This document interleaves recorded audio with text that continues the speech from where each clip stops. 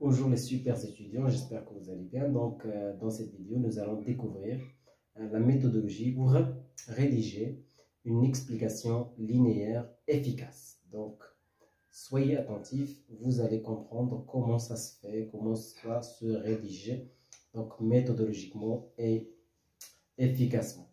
Donc, comme vous le savez parfaitement, comme le commentaire composé ou la dissertation, pour commencer une explication linéaire, il faut savoir que l'explication du texte ou l'explication linéaire est un exercice oral. Ce n'est pas un exercice écrit comme le cas de la dissertation.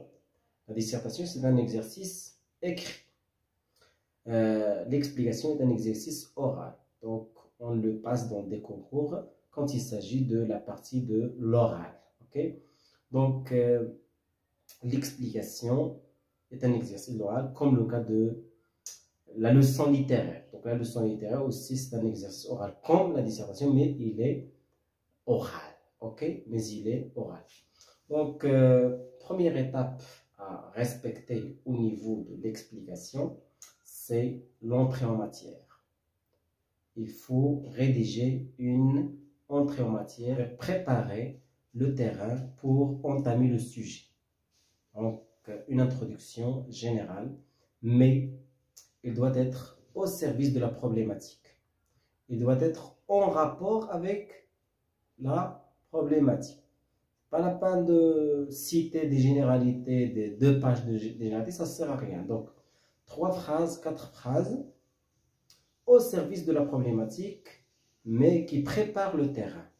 Ok? Donc, deuxième étape, c'est la situation du texte. Donc, il faut situer le texte. Il faut indiquer là où on est. Est-ce que c'est l'incipit, etc. On est en quel chapitre? Les événements précédents, pourquoi pas, pour montrer que vous avez bien lu l'œuvre en question. Donc, troisième étape, il faut caractériser le texte. Il faut mettre en évidence le texte. Il faut le caractériser. On parle dans ce cas-là de ce qu'on appelle la caractérisation du texte. Par la suite, on passe à l'étape la plus importante, c'est la problématique ou ce qu'on appelle le projet de lecture. Donc, le projet de lecture doit comporter 2 éléments fondamentaux. Donc, fond et forme, sens et procédé. Donc, il faut obligatoirement insérer la dimension formelle du texte. Donc, je peux dire comment, par exemple, Voltaire dénonce-t-il la guerre par le biais de l'ironie. Vous voyez comment rédiger la problématique. Qu'est-ce que j'ai fait maintenant? La forme, c'est procéder, la tonalité ironique. Le fond, c'est la critique de la guerre. Je dis, donc, j'aurais comment Voltaire, par le biais du ton ironique, dénonce-t-il la guerre? Vous voyez? Donc, on a forme qui est le ton, la tonalité ironique, c'est la forme, donc ça englobe beaucoup de choses. Quand on parle de tonalité, on parle de champ lexical, on parle des figures de style, on parle des types de phrases, des phrases complexes, etc. D'accord? Donc, comment, par l'intermédiaire de la tonalité ironique, Voltaire dénonce-t-il la guerre? Donc, c'est une bonne problématique parce qu'il englobe le fond et la forme. Le fond, c'est la critique de la guerre. La forme, c'est la tonalité ironique. Vous voyez? Donc, attention, la problématique doit être générale, doit englober toutes les parties du développement que vous allez rédiger. Et en même temps, il faut l'alimenter, il faut alimenter notre problématique par un indice ou par des procédés, pourquoi pas, formels. Ok, par des procédés formels. Et par la suite, on aura l'annonce du plan. Il sera mieux de ne pas l'annoncer directement dans un premier temps. C'est possible, oui, mais il faut l'indiquer d'une manière plus élégante, d'une manière professionnelle, d'une manière plus pertinente. Donc, on annonce ce qu'on va analyser au niveau du développement. D'accord? Donc, Donc, généralement, on aura 3 mouvements. Donc, quand on parle de l'explication, on parle du mouvement, on parle des mouvements du texte. Attention. Donc, généralement, au niveau du développement, on aura 3 mouvements, généralement. Mais c'est possible de trouver dans un texte 2 mouvements, c'est possible.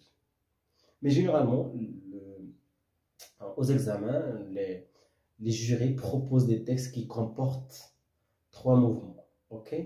Donc, voilà, donc j'annonce les 3 mouvements d'une façon pertinente. Au niveau du développement, donc je dois intituler les mouvements, c'est très important. Il faut mettre des titres aux mouvements, c'est très important. Les mouvements doivent avoir un aspect thématique. Attention. Donc, au niveau de la problématique du projet de lecture, on a dit qu'il faut allier l'aspect thématique, le thème, le sens, le fond et l'aspect formel. Maintenant, au niveau des titres, il faut que les titres de l'explication concernent l'aspect thématique. Mais pourquoi pas? Je ne sais pas, ce n'est pas automatique, ce n'est pas mécanique. Donc, c'est parce que vous remarquez qu'il y a une certaine omniprésence, pourquoi pas, vous pouvez donner un titre formel, possible. Mais c'est préférable de choisir des titres à aspect thématique. Ok? Aspect thématique. La forme, donc au niveau de l'explication, la forme, la langue, les procédés ne sont que outils pour construire le sens. C'est ça. Donc, qu'est-ce que c'est une explication linéaire? On veut dire la construction du sens du texte. C'est construire le sens. On le construit à travers la décomposition, la destruction de ce texte.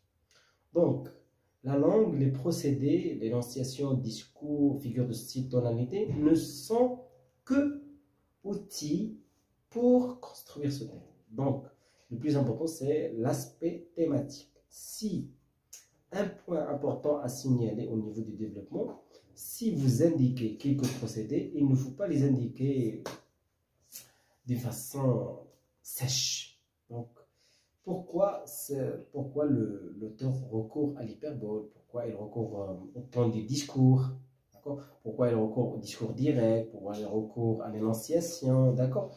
Donc, si vous dites que dès la première ligne, on remarque que Voltaire utilise l'ironie, donc au service, pas dire l'ironie pour l'ironie. Donc, l'ironie pour remettre en cause la noblesse, pour tourner en dérision l'institution politique qui est la noblesse, d'accord?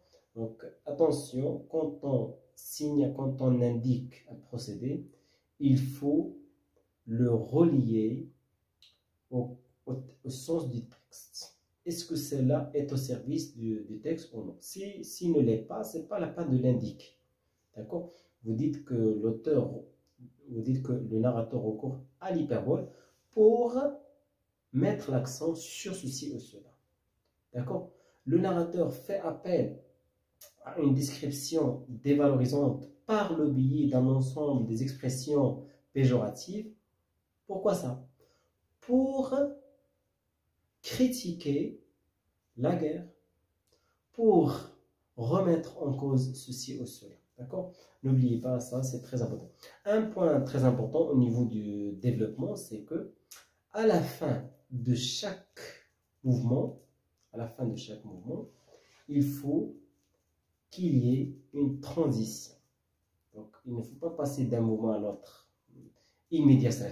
Donc, il ne faut pas passer d'un mouvement à l'autre sans le dire de façon fortuite, mais il faut une transition. Ça veut dire quoi une transition? C'est tout simplement en 3 phrases, vous récapitulez ce que vous avez déjà dit et vous annoncez ce que vous allez faire.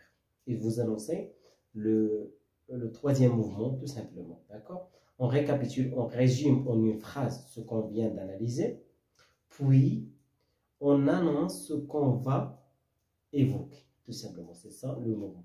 Donc, pour la fin, pour la conclusion, tout simplement, c'est une récapitulation générale. On récapitule ce qu'on a déjà dit parce que c'est très méthodologique. Vous remarquez ça même au niveau des médias, lorsque vous regardez un programme. Qu'est-ce qu'on fait? On fait une introduction, on annonce ce qu'on va voir, on pose des questions problématiques, on développe et à la fin, qu'est-ce qu'ils font les journalistes? Ils récapitulent. Comme ça va être un rappel des éléments analysés, des éléments indiqués, des éléments évoqués préalablement. Donc, la conclusion, ça peut être un dépassement, un prolongement du sujet, ça peut être, ça doit également être une récapitulation. Donc voilà, on est arrivé à la fin de cette vidéo. Je vous souhaite très bonne journée et à bientôt.